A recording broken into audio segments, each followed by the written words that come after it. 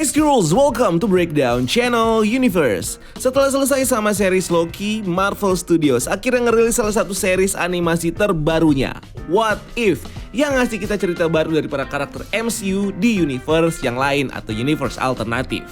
Dimana di episode kali ini, karakter Peggy Carter muncul sebagai hero baru pengganti Captain America di multiverse.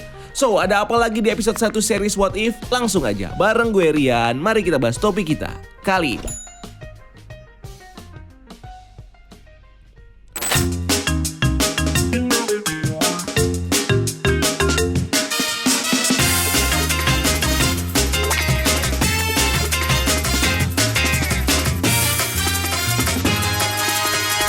Episode 1, What If Captain Carter were the first Avenger? Basically nyeritain kita tentang skenario bagaimana jadinya jika Peggy Carter menjadi super soldier menggantikan Steve Rogers dan menyelamatkan dunia dari Hydra.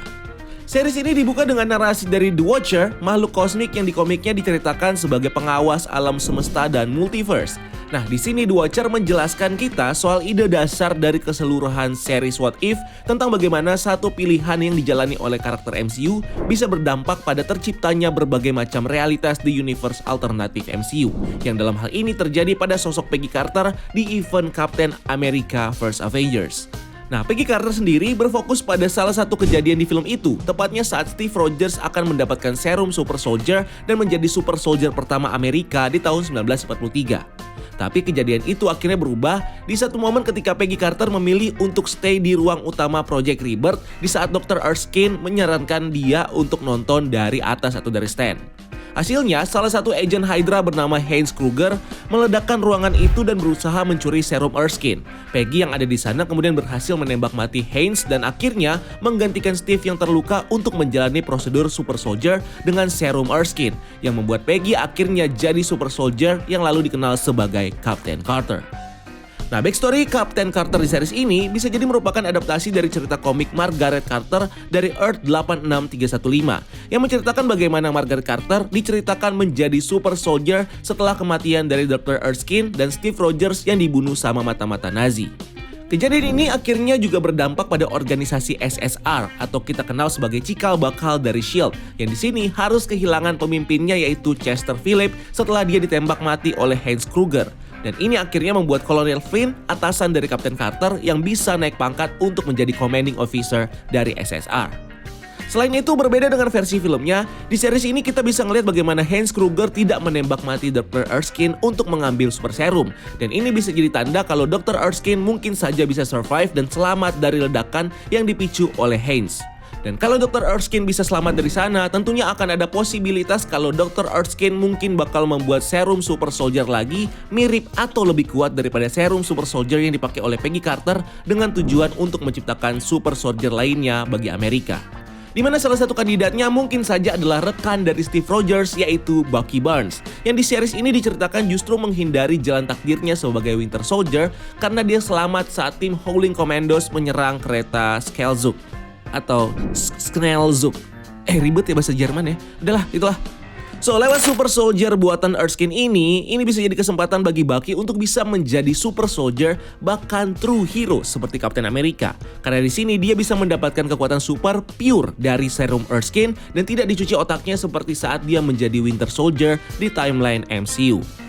Selanjutnya di scene lainnya kita juga bisa ngeliat bagaimana Kolonel Flynn yang gak suka Captain Carter jadi super soldier karena dia wanita. Akhirnya dia nyuruh anak buahnya untuk mengambil sampel darah dari Captain Carter supaya dia bisa bikin lagi serum super soldier dari darah ini yang kurang lebih mirip-mirip dengan apa yang terjadi kepada Isaiah Bradley di series The Falcon and the Winter Soldier, di mana pemerintah Amerika mengambil sampel darah dari Isaiah untuk nantinya dijadikan serum super soldier baru yang akhirnya disempurnakan oleh Dr. Nigel dengan membuat serum super soldier untuk Power Broker. Nah, karena pemerintah udah punya sampel darah dari Captain Carter, sampel inilah yang mungkin saja akan menjadi medium bagi pemerintah untuk bisa membuat serum super soldier baru, yang sepertinya akan jadi awal mula dari munculnya super soldier dan manusia super baru di universe What If. Next, di scene lainnya kita lalu bisa melihat beberapa momen yang mirip dengan apa yang terjadi di film Captain America The First Avengers. Seperti momen saat Captain Carter mukulin samsak tinju untuk melampiaskan rasa stresnya pada Colonel Flynn yang menganggap dia nggak layak untuk jadi super soldier. Dimana ini mirip banget dengan post-credit scene film Captain America First Avengers saat Steve Rogers mukulin samsak tinju untuk menghilangkan trauma saat dia jatuh di Antartika. Dan sama seperti di film Captain America First Avengers, kita bisa melihat bagaimana Johann Smith alias Red Skull bisa mendapatkan Tesseract setelah dia menginvasi wilayah Thornsburg di Norwegia. Cuma bedanya, Captain Carter di sini bisa tahu kalau Hydra sekarang punya Tesseract setelah mereka menginvasi Thornsburg. Dan karena di sini Captain Carter udah tahu kalau Hydra bakal ngebawa Tesseract balik ke Berlin, akhirnya setelah dia dipersenjatai dengan shield vibranium dan kostum superhero sama Howard Stark, dia langsung mencegat rombongan dari Hydra yang ngebawa Tesseract dan akhirnya mengambil Tesseract ini dari Arnim Zola. So, ini kemudian yang membuat timeline Captain Carter makin jadi lebih beda dengan timeline utama MCU. Karena Captain Carter yang ngerebut Tesseract dari Hydra akan membuat Arnim Zola tidak bisa lagi bereksperimen dengan Tesseract. Dan membuat senjata bagi Hydra dengan energi Tesseract seperti yang terjadi di timeline MCU. Selain itu, berkat Captain Carter yang bisa mengambil Tesseract, ini kemudian jadi jalan bagi Howard Stark untuk mulai menciptakan armor Iron Man pertama dengan menggunakan Tesseract sebagai sumber energinya. Dimana kalau di timeline MCU, penciptaan armor Iron Man sendiri dimulai saat Tony Stark diculik oleh Ten Ring di Afghanistan. Nah, Howard kemudian ngasih armor ini ke Steve Rogers supaya dia bisa ngebantu Peggy dalam pertarungannya. Dan saat dia pakai armor ini, Steve akhirnya punya julukan superhero-nya sendiri yaitu Hydra Stomper. Karena dia pakai armor ini untuk menghancurkan seluruh tentara dan juga senjata milik Hydra. Nah, backstory Steve sebagai Hydra Stomper ini kemungkinan besar terinspirasi dari cerita komik Stephen Roger dari Earth 70105 yang menceritakan bagaimana Stephen yang terluka karena serangan agen Hydra akhirnya dioperasi oleh pemerintah dengan menyatukan tubuh Stephen dengan armor Iron Man. Balik lagi ke seriesnya, Steve kemudian menggunakan armor Hydra Stomper untuk menyelamatkan Captain Carter, Bucky, Dam-Dam Dugan, dan para tahanan lainnya dari kepungan tank Hydra. Dan setelah mereka bisa selamat, Captain Carter kemudian melanjutkan aksinya dengan Steve Rogers untuk mengalahkan tentara Hydra yang tersebar di seluruh Eropa. Sampai di satu momen ketika mereka melakukan misi untuk mencegat kereta milik Hydra, misi ini akhirnya malah ngebuat Steve mengalami kecelakaan karena ledakan bom yang dipasang Hydra di kereta itu. Meskipun ujung-ujungnya si Steve bisa selamat dari kecelakaan itu karena armor Hydra Stomper yang dipakainya gak bisa dengan mudah dihancurin. Cuman sayangnya Tesseract yang jadi sumber energi dari Hydra Stomper ini akhirnya berhasil direbut oleh Red Skull.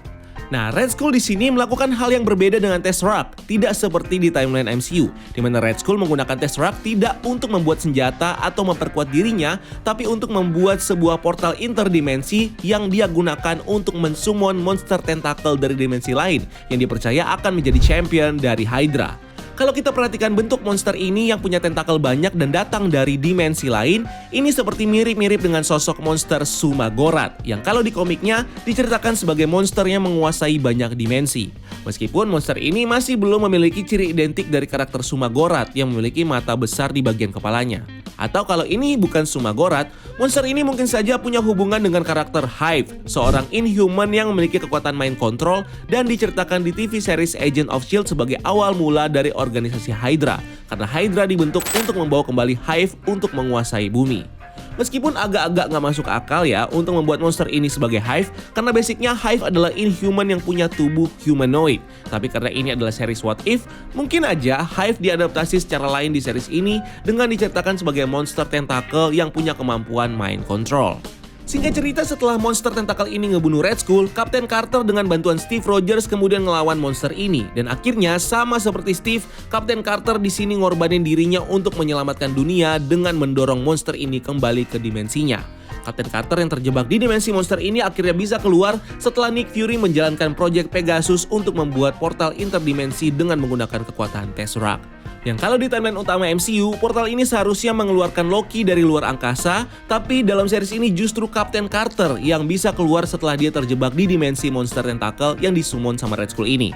Dan sama seperti yang terjadi pada Steve di film First Avengers, di sini Captain Carter juga terdampar di era modern dan ditemukan oleh Nick Fury, yang membuat dia melewati 70 tahun saat dia keluar dari portal interdimensi. Ini jadi satu pertanyaan di akhir series ini yang bikin kita penasaran. Kenapa portal yang dibuat Tesseract bisa melemparkan Captain Carter ke masa depan? Padahal Tesseract seharusnya punya kekuatan untuk menghubungkan ruang di alam semesta, bukan waktu.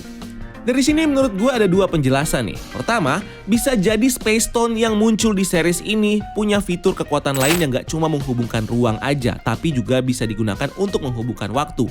Yang kemungkinan penggunanya bisa pergi bertime travel entah itu ke masa depan atau ke masa lalu. Ini semakin possible juga untuk terjadi, karena dalam series What If semua bisa berjalan dengan arah yang berbeda dengan apa yang terjadi di timeline utama, terutama bagi karakter-karakter atau unsur yang ada di sekitar atau dalam hal ini adalah Space Stones. Makanya gak heran di ending episode 1, Captain Carter bisa keluar di tahun yang berbeda saat dia masuk ke dalam portal interdimensi karena ternyata Space Stone somehow sudah menghubungkan tahun dia dengan tahun 2012 saat dia melintasi portal untuk bertemu dengan Nick Fury. Atau mungkin Tesseract ini punya isi yang berbeda, justru bukan berisi Space Stones tapi berisi Time Stone. Atau penjelasan lain, jangan-jangan monster tentakel ini bisa jadi punya sifat yang sama seperti Quantum Realm yang ada di timeline utama MCU.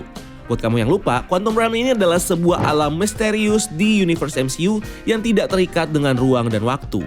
So, dengan Captain Carter yang terjebak di dimensi ini saat mendorong monster tentakel balik ke alamnya, ini bisa membuat Captain Carter mengalami hal yang sama seperti Ant-Man saat dia terjebak di Quantum Realm, di mana Captain Carter bisa saja melewati banyak waktu di dunia nyata padahal aslinya dia baru berada di dimensi itu dalam waktu yang lebih singkat. So, ini akhirnya bisa ngejelasin kenapa Captain Carter tidak mengalami penuaan sedikit pun meskipun dia sudah melewati waktu 70 tahun saat keluar di portal Tesseract. Karena ruang dan waktu di bumi nggak punya pengaruh pada tubuh Captain Carter saat dia berada di dimensi lain. Dalam interviewnya dengan Inverse, eksekutif produser dari series What If, Brad Winderbaum, mengkonfirmasi karakter What If punya potensi untuk muncul dalam spin-off live action di MCU. Dan kalau kita hubungkan ini dengan rumor kalau Captain Carter bakal muncul di film Doctor Strange in the Multiverse of Madness, bisa aja pengalaman Captain Carter yang pernah berurusan dengan monster interdimensi dan juga pernah terjebak di dimensi yang lain ini bakal jadi jalan bagi Doctor Strange untuk berinteraksi dengan permasalahan multiverse yang terjadi di film Doctor Strange 2 nanti. Selain itu, dengan The Watcher yang bilang kalau Peggy Carter membuat multiverse sekarang punya pahlawan baru, ini mungkin saja adalah tanda kemunculan Captain Carter bisa aja memulai era superhero di universe What If, dimana salah satu jalannya bisa berhubungan dengan pertemuannya dengan Nick Fury dan Hawkeye di ending episode 1, yang sepertinya adalah momen awal bagi Nick Fury untuk memulai rencananya dalam membentuk kelompok superhero dengan membuat Captain Carter sebagai anggota pertamanya. Sebelum akhirnya Nick Fury bakal merekrut hero seperti Black Widow, Hulk, Thor, Black Panther, dan hero lainnya yang bakal muncul di seri selanjutnya dari What If ini. Dan terakhir dengan The Watcher yang di sini menjelaskan tugasnya untuk mengawasi multiverse yang membuatnya nggak bisa dan mau mengintervensi di setiap realitas. Ini semakin mempertegas kalau kehadiran The Watcher di series What If bakal berfokus untuk menceritakan kita tentang apa yang akan terjadi di multiverse dari pengetahuan yang dia punya. Tapi itu bukan berarti dia nggak akan dapat role besar di series ini, karena mungkin aja sama seperti karakter Uatu The Watcher di versi komik yang pernah diceritakan membantu Fantastic Four untuk melawan Galactus. The Watcher yang muncul di series ini mungkin saja bakal melakukan intervensi dengan membantu para superhero yang ada di multiverse untuk menangani super villain dan ancaman yang bisa menghancurkan universe. Salah satunya yang mungkin berkaitan dengan munculnya Guardian of the Multiverse di series ini, yang sepertinya adalah bagian usaha dari The Watcher untuk menyelamatkan multiverse.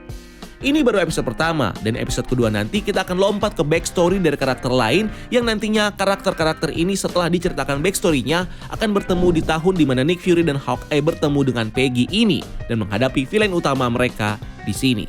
So, siapa villain utama di series ini? Masih episode 1. Kita lihat dulu clue berikutnya di episode kedua minggu depan. So, itu dia breakdown kita tentang episode series What If ini. Menurut kamu siapa nih yang bakal jadi villain di series ini? Silahkan tulis di kolom komentar di bawah. So, like dan share video ini dan subscribe untuk konten-konten menarik lainnya. Follow juga akun sosial media kita lainnya untuk hal-hal yang tidak kalah seru. Dan sampai ketemu di video selanjutnya. Gue Rian, keep exploring the universe.